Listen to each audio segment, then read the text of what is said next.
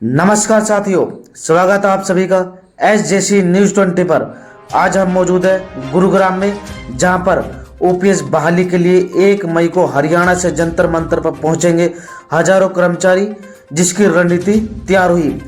आज 20 अप्रैल को गुरुग्राम में पेंशन बहाली संघर्ष समिति की राज्य स्तरीय बैठक प्रदेश अध्यक्ष विजेंद्र धारीवाल की अध्यक्षता में हुई, जिसमें सभी जिले के पदाधिकारी और राज्य कार्यकारिणी सम्मिलित हुए और 1 मई को MOPS द्वारा घोषित विरोध प्रदर्शन में दिल्ली जंतर मंतर पर हरियाणा से हजारों की संख्या में कर्मचारी अधिकारी पहुंचेंगे, इसका निर्णय लिया गया। पेंशन बहाली संघर्ष समिति हरियाणा के राज्य प्रधान विजेंद्र धारीवाल ने कहा है कि यूनिफाइड पेंशन स्कीम कर्मचारियों के हित में नहीं है। यह स्कीम पेंशन स्कीम न होकर पेंशन आउट स्कीम है। देखें पूरी रिपोर्ट। महासचिव जी ने 2-3 दिन पहले ही हमें ये आयोजन करने का अवसर प्रदान किया और उन्होंने कहा था कि मंडल स्तरीय करेंगे, तो हम ये आसपास की 4-5 डिस्ट्रिक्ट आएंगे, चलो ठीक है। लेकिन अगले ही दिन महासचिव जी ने कहा कि ऐसा हम राज्य स्तरीय करेंगे, तो ये हमारे लिए किसी अवसर से कम नहीं, क्योंकि हम काफी टाइम से लंबे अरसे से यही चाह रहे थे कि गुरुग्राम में भी हमें कोई मेजबानी करने का अवसर मिले। तो इसके लिए भी राज्यकारिणी का मैं बार बार धन्यवाद करता हूँ। आप सभी का भी धन्यवाद करता हूँ कि जो आप इतने दूर से आप यहाँ पे पधारे। हमारा सौभाग्य ना तो कई बार साथियों से होता था, यहाँ से जाने के बाद कहते भाई एक सप्ताह का एक रुक पाए, लेकिन वही 3 महीना मिला हमारे। तो लेकिन आज ये अवसर मिला कि यहीं पे हमें मिलने का अवसर मिला। तो अब जैसे कि 1 मई का जो कार्यक्रम है हमारे सामने, तो गुरुग्राम डिस्ट्रिक्ट में पहले भी जब एक बार हमारी फील्ड में बैठक हुई थी और 1 अक्टूबर का दिल्ली के रामलीला मैदान में था, तो दिन के अंदर मैं कमिटमेंट कर रहा था अपने साथियों के दम पे, क्योंकि देखो हमारी टीम काफी बहुत ज़्यादा मजबूत है।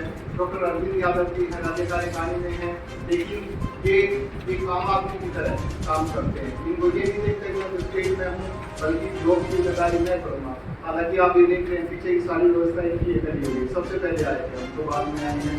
जैन सुनील यादव जी, हमारे सतपाल जी जो राज्य कार्यकारिणी सदस्य हैं, दूरी चंद जी, जोगिंदर कलकल जी और पवन शर्मा जी, महासचिव हमारे बलराज जी, भाई देवेंद्र जी, दीपक जी, रामदेव खेड़ा जी, और सभी क्योंकि आपने एक चैनल समझ से हुए और इस आयोजन का अंजाम दिया। तो अब जैसे कि केंद्र के अंदर हमने कमिटमेंट करी थी कि हम 3000 साथियों को लेकर दिल्ली में पहुंचेंगे, दिल्ली के रामलीला मैदान में, लेकिन उससे भी बढ़ के हुआ कि लगभग 5500 कर्मचारी गुरुग्राम से दिल्ली पहुंचे थे। और अब की बार भी ऐसा हुआ क्योंकि गुरुग्राम के अंदर 15000 से ज्यादा कर्मचारी हैं और उसमें से 6-7 तो दिल्ली से आते हैं, तो वो वहीं शामिल हो जाते हैं। ये महिलाओं के लिए अवसर से कम नहीं है, क्योंकि तो महिलाएं वहीं दिल्ली में पहुंचते हैं। पहले तो मैं धन्यवाद देना चाहूँगा प्रोग्राम की टीम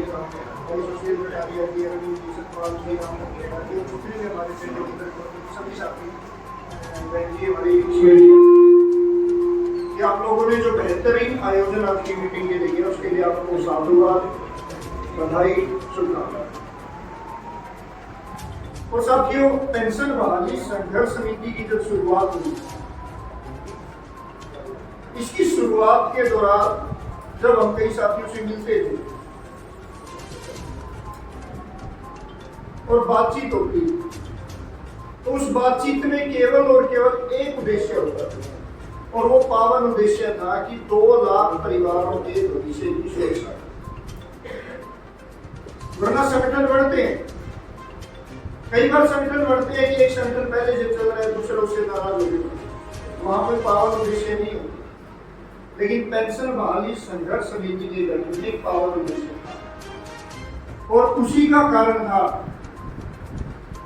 कि जिस नाम को, जिस मुद्दे को कोई नहीं पहचानता था, आज शायद कोई देश का कर्मचारी अधिकारी को छोड़िए, आम जनमानस भी ऐसा नहीं होगा जो आपके मुद्दे को नहीं।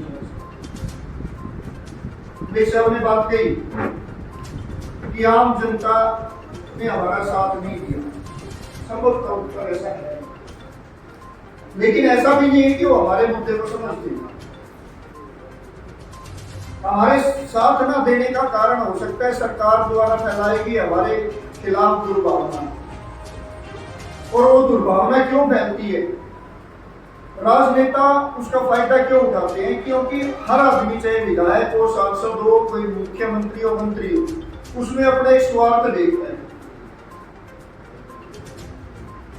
उनके मन में स्वार्थ छिपा होता है कि आज राज सिंह जी बन गए, वे मेरा ये काम करेंगे, मेरे परिवार का ये काम करेंगे, स्वार्थ है।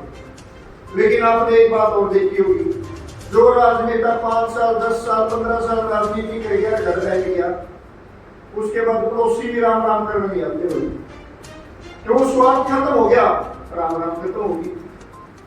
आज कितने विपक्ष के नेता हैं जिनके पास लोग जा रहे हैं, लेकिन आपके संघर्ष ने आपको वो भाईचारा दिया है जिसमें स्वार्थ नहीं है।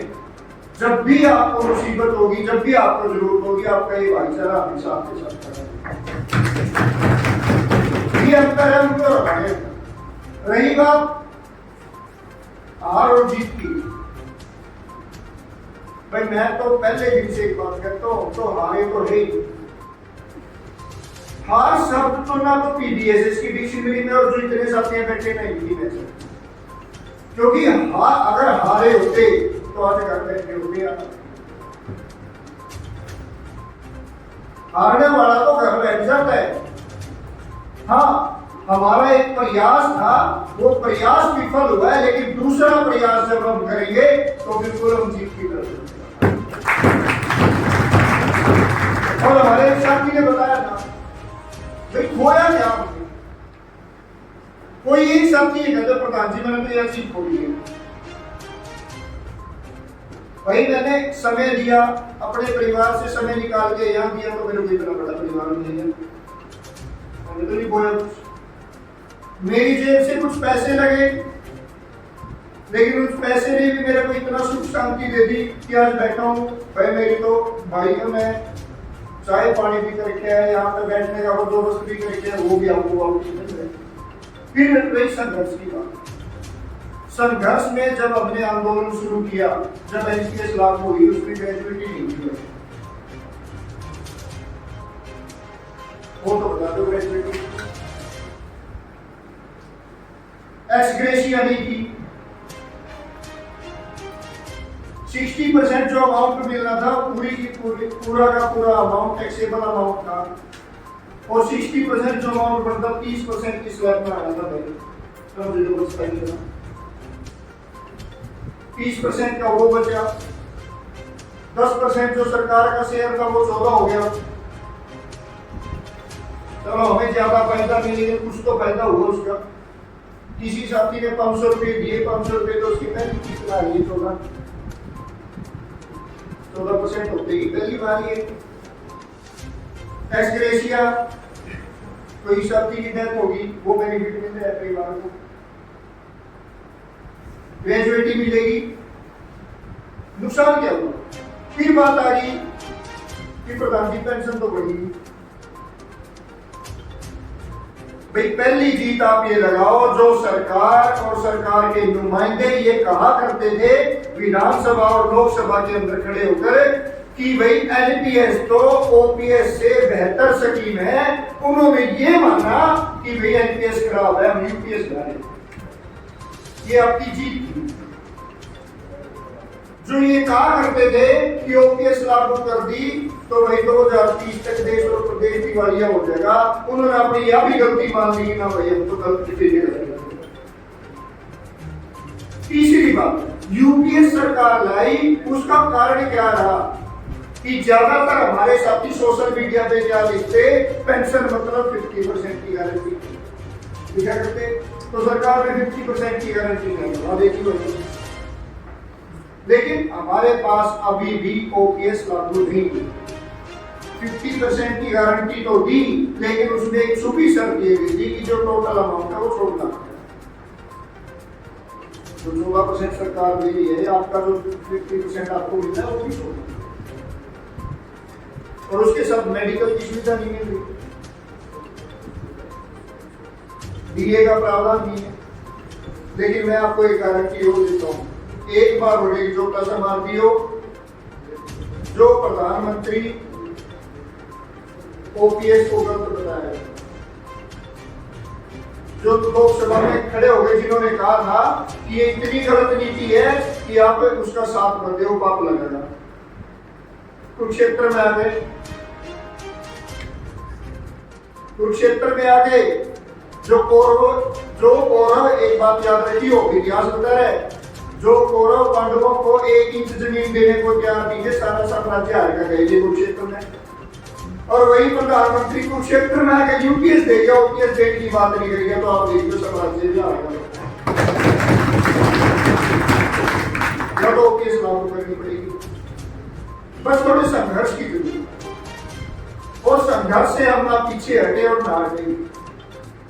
और मैं तो सौभाग्यशाली मानता हूँ कि पेंशन बहाली संघर्ष समिति के गठन के बाद हमारे बीच में बहुत सारे साथी जुड़ते भी गए, पीछे भी हटते। कुछ साथी ऐसे जुड़े जो अपने मन में कुछ और उद्देश्य लेकर आए थे, लेकिन वो पूरा नहीं होगा, पीछे हो। लेकिन आज इतनी विकट परिस्थितियों के बाद केवल वही साथी खड़ा है जो सच्चे मन से इस हरियाणा प्रदेश के कर्मचारियों की ओपीएस की बहाली चाहता है, जो मन से ईमानदार है, जो तन से मजबूत है, और जो इतना लीडर है कि सरकार कोई भी धमकियां दे दे उसके बावजूद भी खड़ा रहकर संघर्ष, ये साथी। और नैन साहब का डिस्कस कर रहे थे मीटिंग का, सबसे पहले तो जब मीटिंग करने की बात आती है तो बीच में रख दो ताकि सारे में नहीं। अब बीच जब तो जीव रहे हैं या रोक लगा रहे हैं, पूरे भूखले बीच सारा इसको जब सैलाब बनाओ, इसको आक्रोश बने समंदर, उसमें भी बाहर ले आओ जो थे अब तक अंदर, उनको भी बाहर ले आओ जो थे अब तक अंदर। एनपीएस ओपीएस का इस बार मिटाओ अंतर, 1 मई को साथी मिलकर आ जाओ जंतर मंतर, 1 मई को साथी मिलकर आ जाओ जंतर मंतर। कोई जिंदाबाद जिंदाबाद जिंदाबाद जिंदाबाद जिंदाबाद जीवीएसएस जिंदाबाद जिंदाबाद जिंदाबाद पुरानी पेंशन जिंदाबाद जिंदाबाद जिंदाबाद करो पुरानी पेंशन बहाल करो पुरानी पेंशन बहाल करो जीवीएसएस जिंदाबाद जिंदाबाद जिंदाबाद जिंदाबाद जिंदाबाद जिंदाबाद पुरानी पेंशन बहाल करो पुरानी पेंशन बहाल करो हमारी पेंशन बहाल करो हमारी पेंशन बहाल करो We want OPS We want OPS हमें चाहिए OPS हमें चाहिए OPS CBSS जिंदाबाद CBSS जिंदाबाद CBSS जिंदाबाद हमारे साथी जिंदाबाद हमारा संगठन जिंदाबाद साझा मंच जिंदाबाद भाईचारा जिंदाबाद हमारी मांग जिंदाबाद हमारा मुद्दा जिंदाबाद We want OPS We want OPS 1 मई दिल्ली चलो 1 मई दिल्ली चलो 1 मई दिल्ली चलो पुरानी पेंशन बहाल करो 1 मई दिल्ली चलो 1 मई दिल्ली चलो धन्यवाद जी, आगे बढ़ो, हम तुम्हारे साथ